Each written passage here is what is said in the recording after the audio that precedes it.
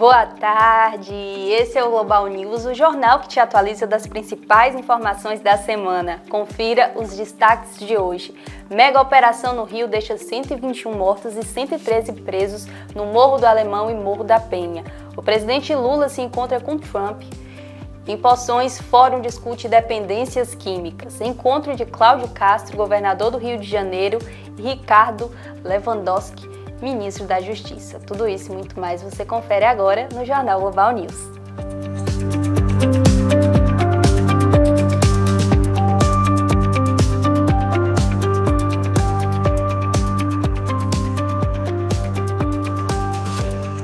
Após meses de investigação, a polícia identificou o motorista em um caminhão usado por uma facção criminosa que atuava no narcotráfico, responsável por abastecer Conquista e região. A equipe do DENARC, no âmbito da Operação Rota Proibida, fez a abordagem e apreensão de uma grande quantidade de drogas que esse caminhão estava transportando entre São Paulo e Vitória da Conquista. A distribuição era nas proximidades de um posto de combustível em frente à rodoviária, onde outros integrantes da facção receberam parte da droga.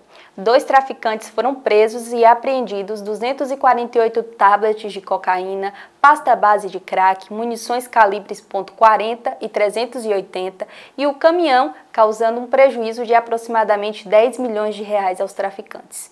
O inquérito policial foi instaurado na delegacia especializada e outros integrantes da facção criminosa serão indiciados na conclusão da investigação, com prisões preventivas representadas à Justiça.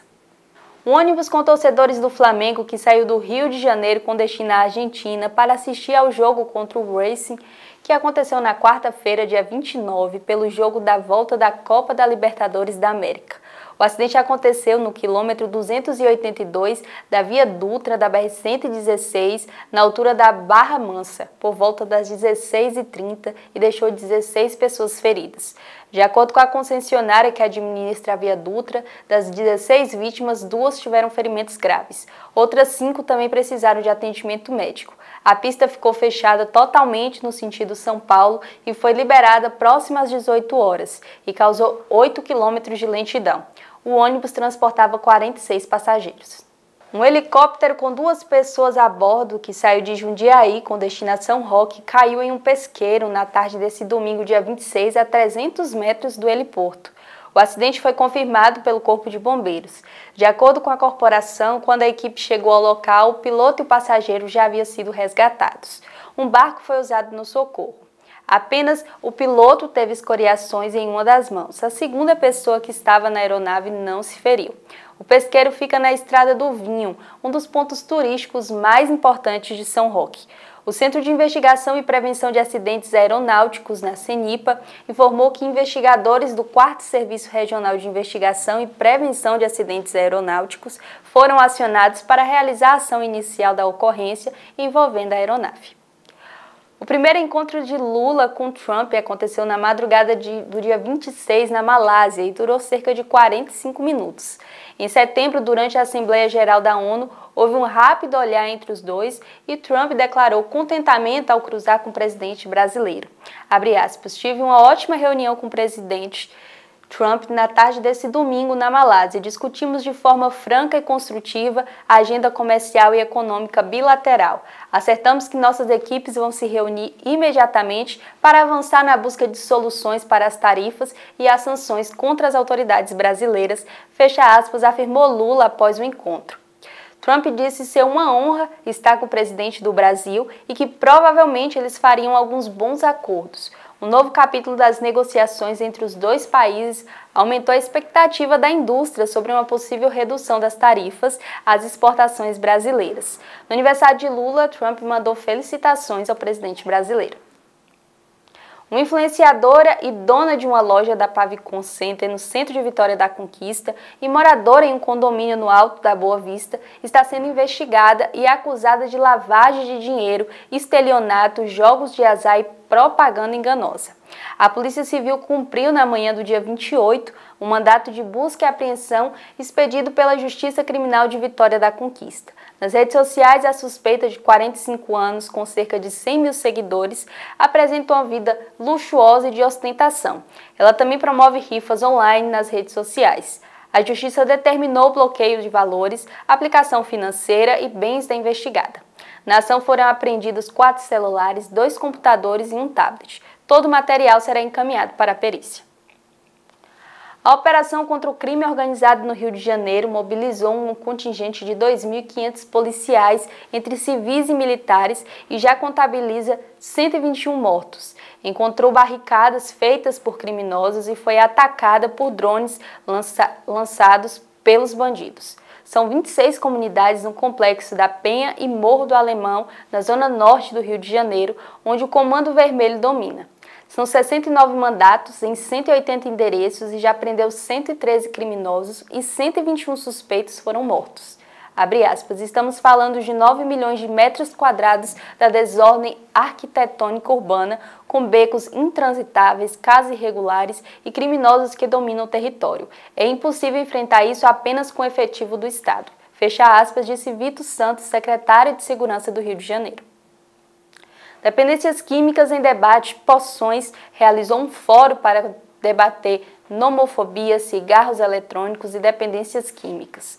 O primeiro Fórum de Dependências Químicas ou Não é uma iniciativa da Pastoral da Sobriedade da Arquidiocese de Vitória da Conquista e Paróquia do Divino Espírito Santo.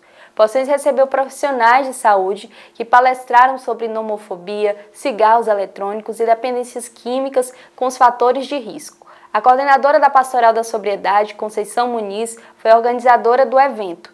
A Polícia Militar, com o Sargento Vieira Júnior, o Padre Rosenildo, fez suas ponderações e Orleide Pacheco, secretária de Assistência Social, que apoiou o debate com a logística e profissionais do CAPS. Qual é a participação da Pastoral nesse primeiro fórum de dependências químicas ou não em Poções? A Pastoral da Sobriedade está como organizadora. A Pastoral da Sobriedade buscou a parceria da assistência social, em primeiro lugar, depois buscamos da Secretaria de Saúde e da Secretaria de Educação. Então, todos esses parceiros do município, da Prefeitura Municipal de Poções, nos atenderam prontamente, e do Colégio Roberto Santos, que foi um parceiro também que nos concedeu o espaço. Então, a Pastoral da Sobriedade Poções, com a Arquidiocese Vitória da Conquista, organizou o evento a partir dessa ideia mesmo, de trazer para a cidade, para trazer para o município, para trazer para as pessoas que aqui convivem, conhecimento sobre quais são os serviços, o que a pastoral faz, E quando a gente convidou as secretarias, o município, o Centro de Recuperação Filho Pródigo, o AA, foi para que essas entidades também pudessem falar sobre o que oferece, quais são os serviços prestados para o município, o que existe no município para acolher, para auxiliar as famílias e também aquelas pessoas que sofrem por conta do uso de drogas ou outras dependências químicas. O meu querido amigo pastor Túlio, que é o presidente, coordenador Davi, e tem uns meninos ali que estão em recuperação, Então, eu gostaria de parabenizar, primeiramente, os idealizadores desse grande seminário, um tema muito importante, a Arquidiocese de Vitória da Conquista, a Paróquia de Poções, e todos os órgãos envolvidos, para que o evento acontecesse. Quando nós falamos de drogas lícitas e ilícitas, são termos técnicos, mas todas têm um grande prejuízo. E eu quero trazer aqui a primeira questão, a questão da violência. Todos nós sofremos com a violência. E como foi dito várias vezes, as pessoas envolvidas devem ser curadas, tratadas e não. Então nós tivemos ontem, no Rio de Janeiro, 64 mortes vítimas da questão da droga. E não podemos entrar na lógica da terra e de outros que diz bandido como bandido morto. Isso não existe, Então, não importa se é polícia, se for...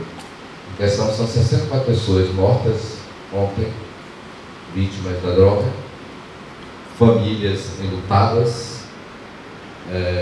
Hoje, vendo o jornal de manhã, o Azevedo falando, né, que na guerra da Ucrânia, agora não teve nenhum dia que matou 64 pessoas. Quando falamos da droga lícita, tem a questão da violência ilícita também, violência familiar, que já foi citado aqui, eu não quero retomar. Mas as drogas lícitas, eu coloquei uma palavrinha aqui que eu achei interessante, a questão do status. Você se sentir, né? Que cerveja você bebe? Ah, eu bebo Heineken. Nós, há 2 anos atrás, avaliando a festa divina, esqueci o nome do major responsável, e falava que era status jovem passar com a Heineken long neck. Não podia nem ser em latinha, né? Então, é questão de status também. Aí a questão psicológica tem que perceber isso. Então, o status, eu pertenço a esse grupo que bebe esse tipo, que usa esse tipo. Eu pertenço a esse grupo, eu não bebo qualquer cachaça. A cachaça é envelhecida. Eu não bebo qualquer cerveja. Então, é o status e o grupo que eu pertenço. Isso devemos levar muito em consideração, porque já foi falado aqui também a questão da pertença. Eu preciso pertencer a uma tribo. Nós somos gregários, ser humano é assim. Pertence a uma tribo. Então, a minha tribo é da maconha, é maconha. Se a minha tribo agora, a onda é essa, é essa. Então, eu estou envolvido e nós precisamos estar muito firmes quanto a isso. Eu pensei aqui do celular, 2 coisas. Primeiro, status, qual é o meu celular? Né? iPhone, não posso usar outro celular, pobre, né? Agora é o 17, né? Que é o preço de um carro, viu, gente? Então, a criação das necessidades. Celular, nós precisamos, né? Eu dou aula no seminário para os futuros padres e falava com os meninos que na minha época de jovem, a gente se encontrava sábado à noite após a missa da juventude, a missa do jovem. E vocês ficaram uma semana sem conversar? Né? Eu preciso toda hora, né? Uma necessidade que a gente vai criando. E aí vem a ansiedade se você não respondeu a minha mensagem. Né? Então, a questão que o celular, ele foi programado, é programado, está na justiça em vários países, para viciar crianças. O jogo de luzes, as cores, todas para a criança querer. E também um assunto social, acho que não é só, não sei se em Poção está acontecendo isso, mas eu acho que está também, a questão da evasão escolar. Crianças que não querem ir para a escola porque não conseguem ficar sem o celular. E aqui acarreta outra coisa. Famílias perdendo Bolsa Família porque a criança não foi para a escola. É um desafio muito grande para a assistência social, para a Secretaria de Educação, acompanhar essas famílias. Porque a dependência é tão grande que a criança não vai à escola porque não pode ficar sem celular durante meio-dia. E a questão dos cigarros, eu estava lembrando da minha criança, adolescente, sei lá, as propagandas de cigarro eram chique, né? O Hollywood era sempre envolvido com esporte, né? O Marlboro, a televisão fazia muita propaganda de cigarro e como uma coisa chique. Hoje fumar é brega, mas fumar cigarro eletrônico não é brega não é brega mais. Como é? Descolada, né? A pessoa é descolada, né? É chique, é descolado. É tudo não é só uma questão legal, não é uma questão de lei só, é da gente ver a raiz da coisa, a gente ver, acompanhar esses meninos, acompanhar a família, né? Que suporte a gente pode dar, a gente é muito frágil quanto a isso, né?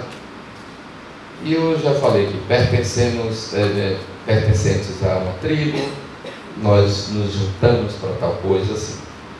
E parabenizar o pastor, pelo centro, né, de recuperação, eu acho que deveríamos ajudar mais, até a igreja devia ajudar mais, desculpa o nome da igreja, né? Tem muitas pessoas da igreja ajudando individualmente, né? Oleide, a secretaria está envolvida com esse evento. Qual é a sua participação? Como é que a secretaria está participando disso aqui com profissionais, ou como é que é isso? Olá, estamos aqui hoje participando do primeiro fórum de dependências químicas, né?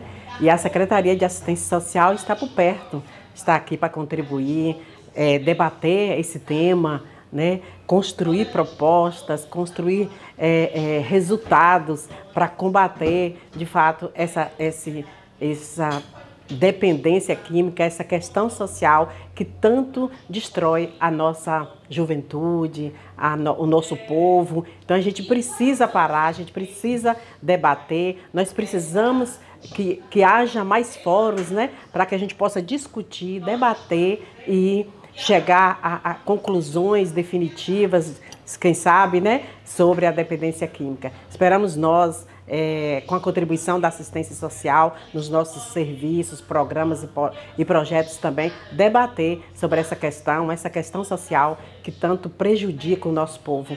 Mas nós estamos aí com a nossa contribuição, com os nossos serviços, para também falar sobre a dependência química, que é uma questão de saúde, mas a assistência social está por perto, a assistência social está para contribuir e debater esse tema, né, com muita responsabilidade. Vamos aos comerciais.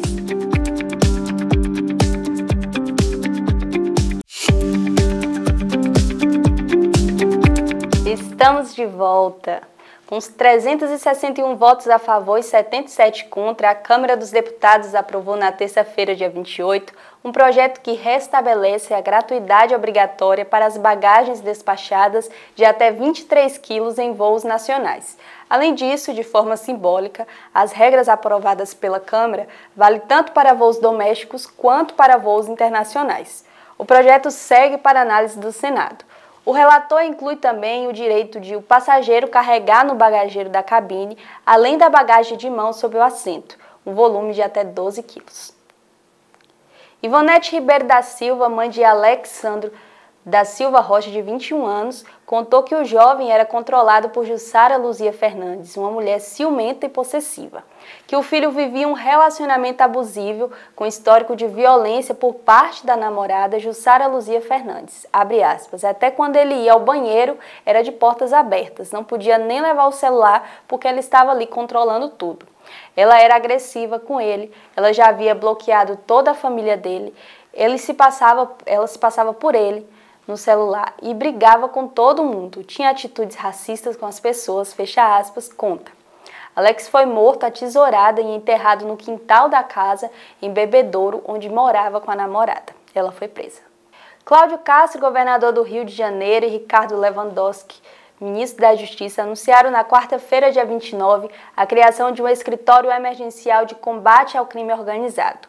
O núcleo será organizado pelo secretário de Segurança do Rio, Victor Santos. Lewandowski e Castro se reuniram no início da noite no Palácio Guanabara, em Laranjeiras, zona sul do Rio, para debater medidas sobre o combate ao Comando Vermelho no Rio de Janeiro, um dia depois que a mega operação nos complexos da Penha e no Morro do Alemão, que deixou um saldo de 121 pessoas mortas. Além do escritório, Lewandowski enumerou ainda outras medidas que terão apoio do governo federal, como o aumento do efetivo da Polícia Rodoviária Federal em 50 homens e do aumento do efetivo de inteligência do governo federal no estado. O ministro garantiu disponibilizar vagas em presídios federais e que peritos podem ser convocados. O presidente Luiz Inácio Lula da Silva postou em suas redes sociais, na noite desta quarta-feira, dia 29, uma mensagem relativa à mega operação da Polícia do Rio de Janeiro, que se tornou a mais violenta do estado, com mais de 121 mortos. A operação foi realizada na terça-feira, dia 28, nos complexos da Penha e do Alemão, com o objetivo de atingir a facção Comando Vermelho. Abre aspas, não podemos aceitar que o crime organizado continue destruindo famílias, oprimindo moradores e espalhando drogas e violência pelas cidades. Precisamos de um trabalho coordenado que atinja a espinha dorsal do tráfico sem colocar policiais, crianças e famílias inocentes em risco, fecha aspas, escreveu o presidente. Um homem de 45 anos foi preso no município de Palmas, no sul do Paraná, após abusar sexualmente de uma criança de 6 anos. Segundo a Polícia Civil, uma vizinha ouviu os gritos da vítima e chegou a tempo de impedir o ato. O abusador estava tirando a roupa da criança quando a testemunha interveio. Ainda conforme a polícia, o homem conseguiu fugir e passou a ser procurado por equipes da Polícia Militar e Civil. As buscas contaram com a ajuda de um drone que filma o homem correndo por uma plantação e do fazendeiro que guiou os policiais pela estrada. O caso aconteceu na segunda-feira, dia 27. Por envolver crime sexual e criança, o processo está em sigilo de justiça e o nome do detido não foi oficialmente revelado. Brasileiros, 24 títulos da Copa Libertadores, ficam atrás da Argentina, que tem 25 troféus. Em 2025, com esse desfecho, tudo ficará igual com a rivalidade entre os dois países. O Flamengo foi o primeiro finalista após empatar 0-0 com o Racing, em Buenos Aires, na Argentina, mesmo com um jogador expulso no início do segundo tempo. O time carioca já havia vencido os argentinos no jogo anterior no Maracanã de 1-0. A grande final será no dia 29 de novembro no estádio Monumental U, em Lima, no Peru, em jogo único contra o Palmeiras, que de virada, somando as duas partidas, venceu o LDU por 4-3, em um jogo emocionante no Allianz Parque, em São Paulo. Mais uma vez, dois times brasileiros se enfrentam na final da Libertadores. Mais um acidente no entroncamento da BA-640 com Bonfim do Amianto. Essa vez um caminhão caçamba carregado com cerca de 1.500 blocos cerâmicos que saía do povoado com destino a Bom Jesus da Serra para entregar o produto.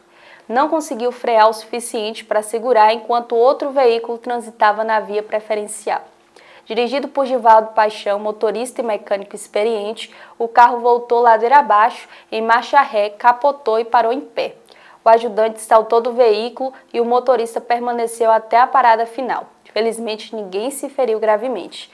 Vale lembrar que é comum acidente desse ponto de cruzamento. Não há uma sinalização adequada, fruto de uma engenharia de quebra-galhos. Está na hora da gestão pública recorrer aos órgãos estaduais e refazer essa saída.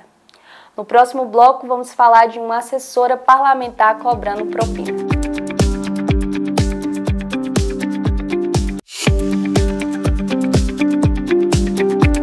A Secretaria de Segurança Pública da Bahia deflagrou uma operação em conjunto com a Polícia Militar, Polícia Civil, FIC e Draco Sergipe, denominada Operação Frater Dominus, que acontece simultaneamente em Ubaitaba, Itabuna, Itacaré e Maraú, no sul baiano, e em Tapetinga, no médio sudoeste do estado, além de Santa Luzia do Itani, lá em Sergipe.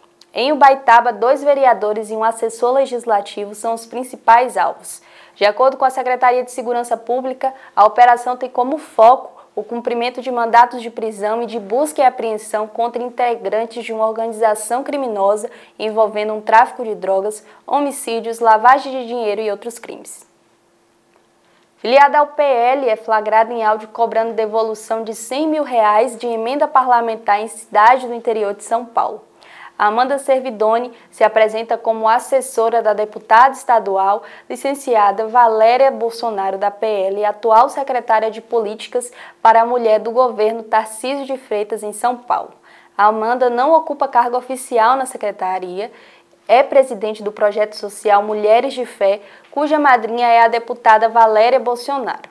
Em um dos áudios divulgados pelo Metrópolis, Amanda cobra uma propina de R$100 mil de uma emenda parlamentar no valor de R$300 mil destinada à construção de uma estrada, justificando que o prefeito informou que gastaria R$100 mil na obra, porque ela ia ficar só com 5%, que ela sabe negociar e que deveria dividir os R$200 mil para ela e o prefeito. Um escândalo e um desfalque aos cofres públicos. A Justiça decreta a prisão preventiva de um homem de 38 anos que foi preso na zona rural de Poções, acusado de estuprar uma menina de 14 anos no município de Boa Nova. Segundo informações da mãe da garota, ele teria aproveitado a ausência dos pais para entrar na casa e cometer o crime. O caso aconteceu em 2020 e esse estupro gerou uma gravidez e hoje a moça com 19 anos vive em outra cidade com uma filha de 4 anos. O homem foi localizado e preso com o apoio da Polícia Civil da cidade e da equipe CAT Sudoeste. No momento da prisão, ele foi encontrado com uma espingarda calibre 20 e vai responder por estupro de vulnerável por porte ilegal de arma de fogo.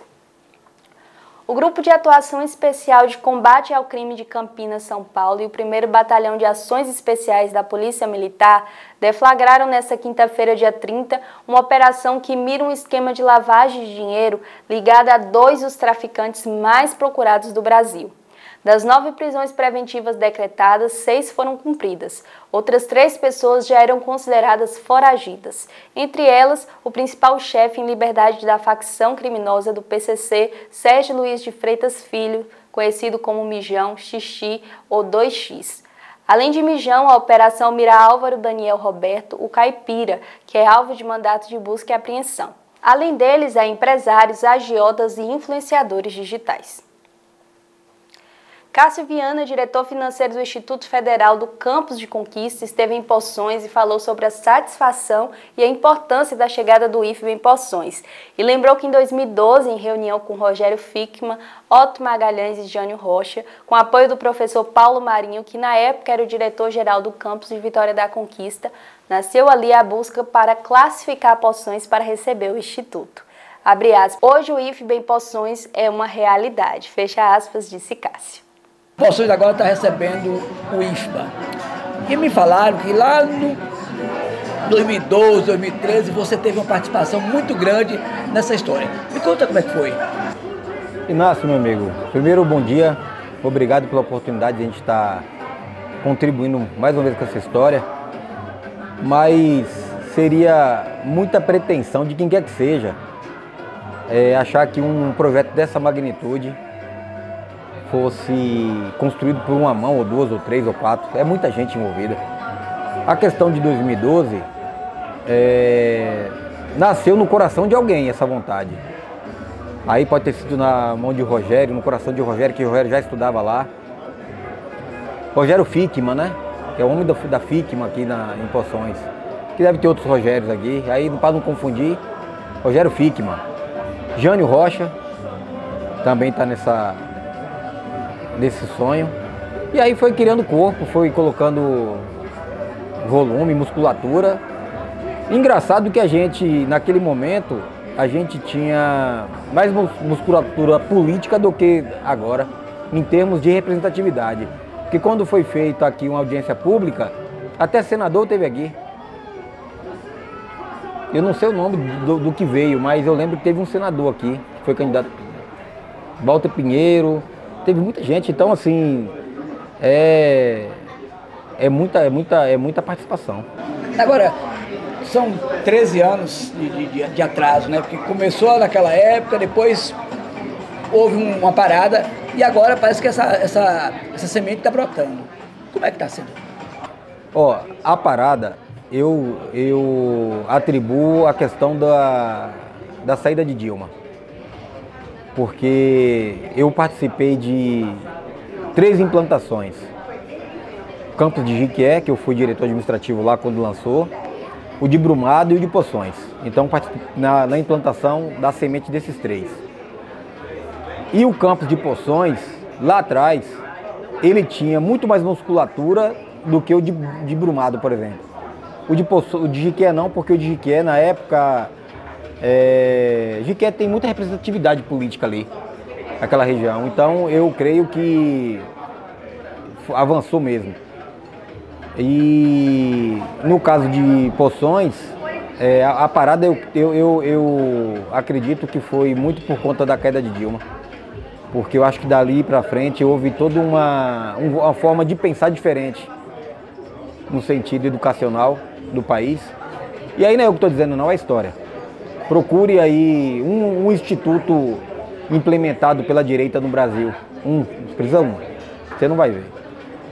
A gente é uma instituição centenária que a gente não tem um histórico de implementação institucional que não seja da esquerda.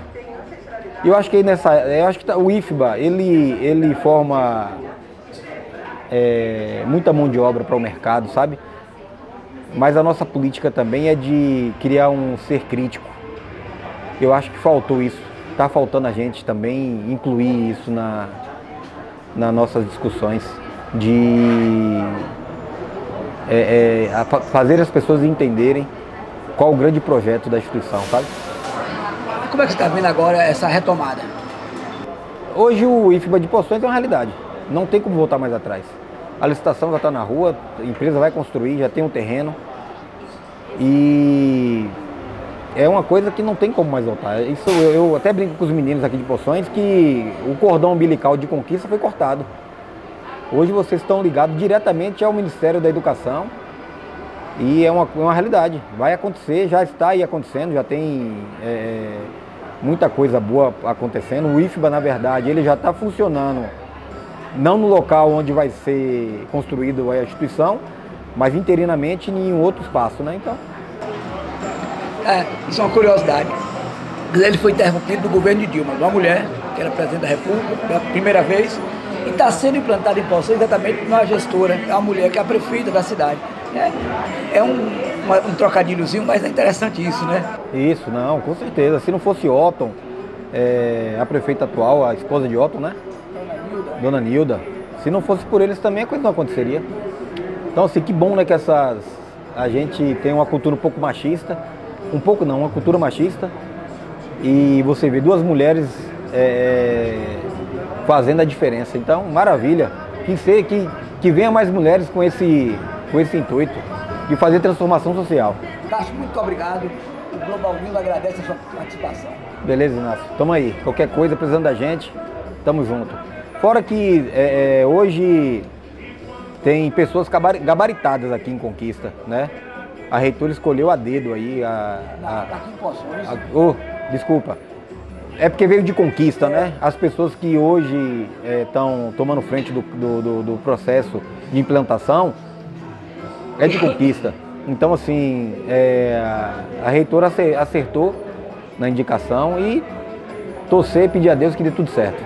Você sabia que a facção criminosa Comando Vermelho foi criada durante a ditadura militar no Instituto Penal Cândido Mendes, em Ilha Grande, no Rio de Janeiro?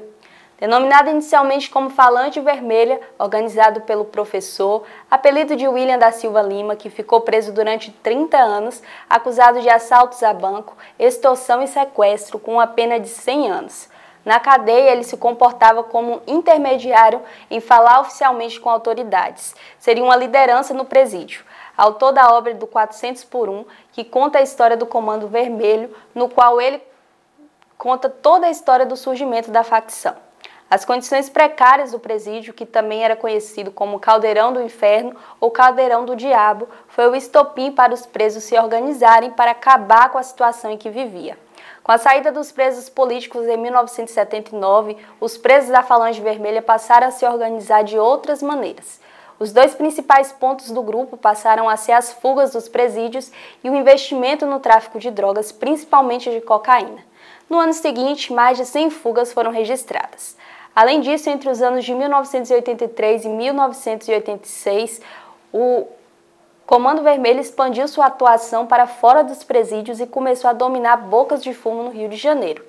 Em 1985, a facção já tomava conta de 70% de todos os pontos de venda de um mercado que gerava muito lucro. É nesse momento em que as guerras por território começam. O criminoso conhecido como Orlando Jogador, líder do Comando Vermelho no Complexo do Alemão, é assassinado por Uê por causa de problemas que envolviam mulheres. Após matar Orlando Jogador, Uê fundou uma facção rival do Comando Vermelho, a ADA, Amigo dos Amigos.